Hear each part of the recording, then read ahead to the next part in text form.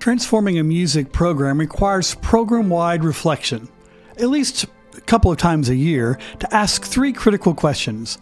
Where are we? Where do we want to be? And how will we get there?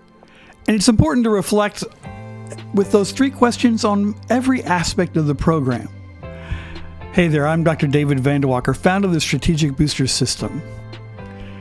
In the Strategic Booster Academy online training, we take a deep dive into the entire Reflect, Imagine, and Strategize framework. My quick win for today deals with three key things that I found dramatically transform programs.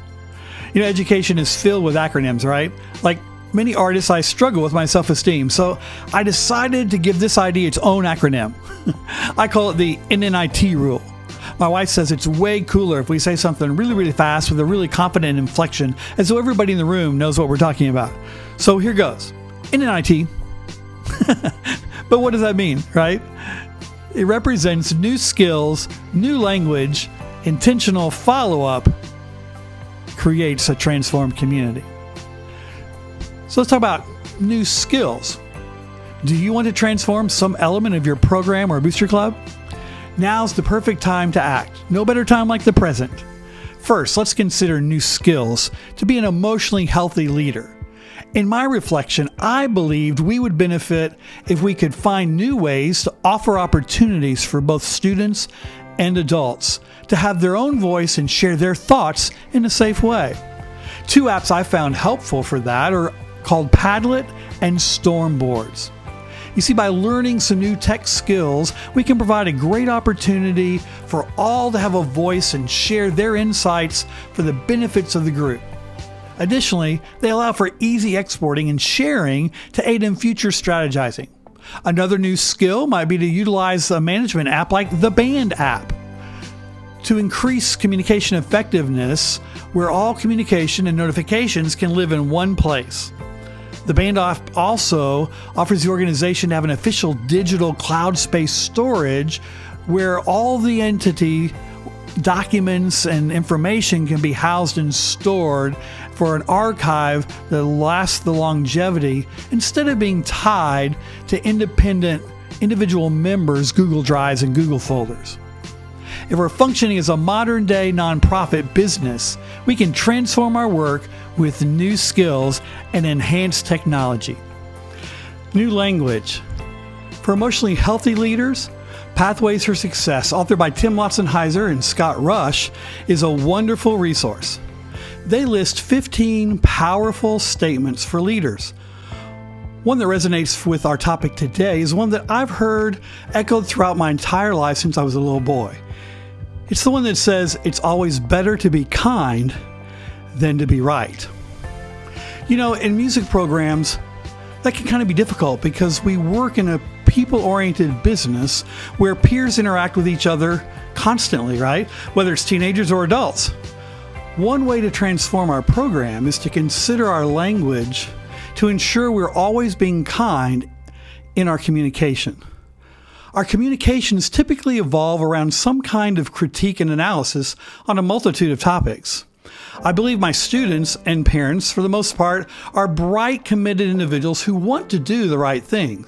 But sometimes they just need a little bit more information about how to do what they do. As a music teacher, I'm constantly assessing, fix this, fix that, let's try this, do that. It's easy to get caught in a pattern of kind of a verbal tick system, and we don't really even realize it most of the time.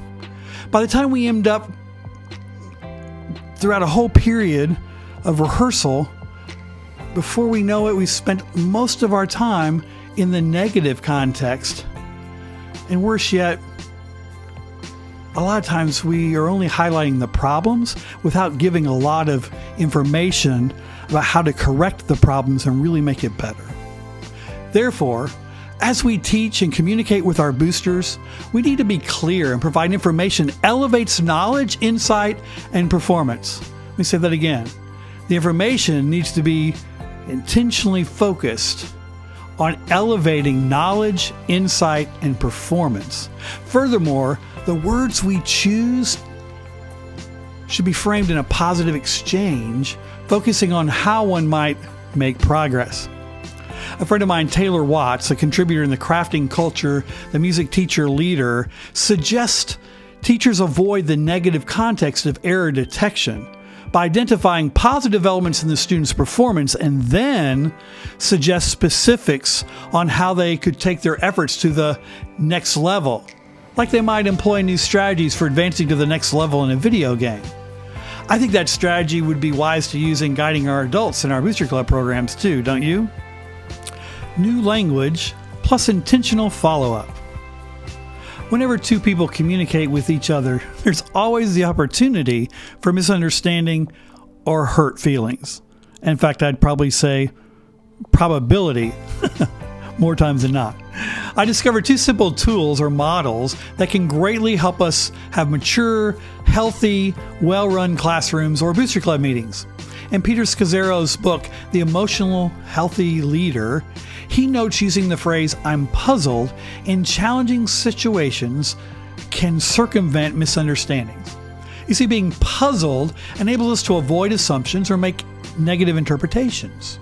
For instance, if a special project team's member in your organization has a history of making purchases without advanced approval, instead of saying, "You've got to let us know before you make that next purchase." Or is that just in my Booster Club where you hear people talk that way? Okay. Maybe you could say, "I'm puzzled about why you didn't get prior approval before buying that." Or if a team member is consistently late in submitting key information for your weekly email blasts, or a student's not turning in homework in time, instead of saying, "You got to get your stuff turned in," you might consider countering with, "I'm puzzled why you're having challenges meeting the Monday at noon deadline for our email blast," or "I'm puzzled why you're having challenges getting the video assignments submitted on time each week." Scazzero says those kinds of statements allow us a chance to pause before we rush to judgment. It also gives a chance to have more open dialogue without it feeling so accusatory and negative. Moreover, when making a complaint about something in the organization or talking about how things are running in a rehearsal, Scazzero advises when someone has a critique, it's always best to be followed by a recommendation, offering a solution. You see, the concern begins with the words, "I notice," and then the recommendation is launched with the phrase, "I prefer." For example, a team member sends another team member the names of the participants for the fruit sale 1 hour before the unloading of the fruit truck. Kind of causes some uneasiness for some of the team, right? As a healthy leader, consider encouraging this type of language. "I noticed that you sent me the names 1 hour before the truck arrived. I really appreciate that. That helps me have the information we need. But I prefer in the future if you could just send me those names a day ahead. That way I can prepare a list in an Excel document and share it with the team. It'll make everybody feel a lot better." Or if a team member is always late to the project team meeting, or maybe students are late for sectionals, thereby wasting precious time, you could say, "I noticed that you're arriving late for our meetings. I'd prefer that you let us know. Just send me a quick text or an email so we can arrange our agenda, so that way we don't waste time for everybody else who's able to be here on time."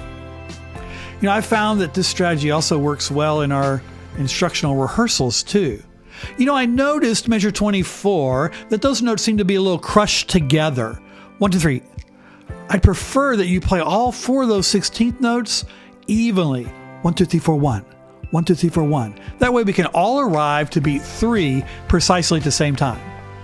Scazzero also states it's a simple phrase, but "I notice" and "I prefer" helps our teams to relate differently.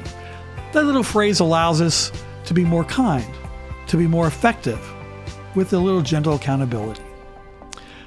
When there's people involved, there's going to be annoyances and struggle and irritations. But these two tools, "I notice" and "I prefer," as well as "I'm puzzled," can help you create a positive organizational health by providing leadership with a gentle accountability mixed with some kindness. So let's sum it up. Transformation is empowered as we explore new skills and technology to help give our students and parents voice and choice in a safe way.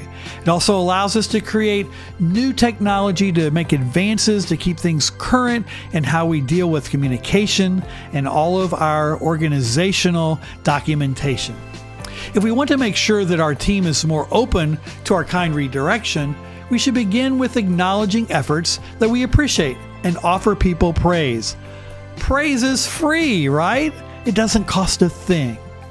Then, to be an emotionally healthy leader, you're going to intentionally offer feedback with just either in the moment if it helps or after the event, whichever provides the best opportunity for that effective communication. And remember, when you conclude that recommendation or solution through the implementation of our new language, I notice and I prefer strategies, that creates the win-win. I hope these ideas can help you transform your program through intentional communication and strong connections where all have a voice and ownership in the journey.